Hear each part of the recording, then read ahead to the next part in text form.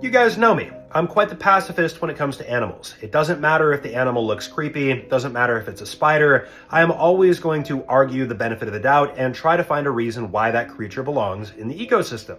But when it comes to these guys, you should actually just kill them on sight.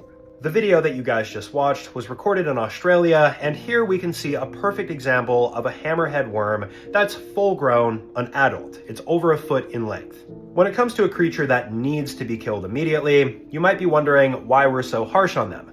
Well, there's a variety of different reasons. So first off, the ecological impact. These hammerhead worms are extremely bad for the environment, and they're an invasive species. Specifically, hammerhead worms negatively impact our environment because of their diet. They consume earthworms, and earthworms are one of those animals that are extremely vital for the ecosystem, especially when it comes to plants. They help make the soil growable.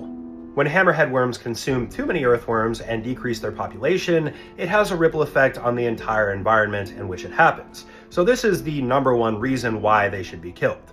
If this isn't reason enough though, hammerhead worms are also extremely toxic. They produce a similar compound to that of the pufferfish, except they're on land. Dogs have gotten into these hammerhead worms before, consumed them, and gotten very sick. Humans, if you touch them, you're probably going to end up developing a rash. Overall, very nasty stuff.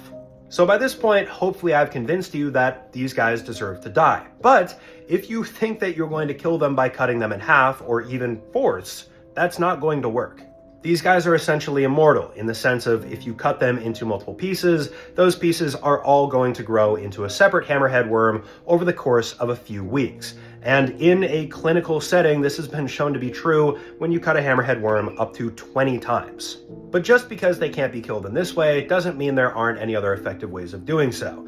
Hammerhead worms are susceptible to being crushed or smashed, so if you step on them, that would likely work. You could also pour salt on them the same way you would do with a snail or another type of animal that really needs water to survive. There are ways to kill it, you just have to make sure that it's actually dead. These are really not creatures that you look at and you think to yourself, you know what, just this once I'm gonna let it go. They're damaging to you, they're damaging to your pets, they're damaging to the ecosystem, and they're really hard to kill and invasive. As always, let me know what you guys think about this in the comment section below. Let me know if you guys live in a place where you've seen these, and if you've let them go or if you kill them. I'll see you guys in the next video. Peace out.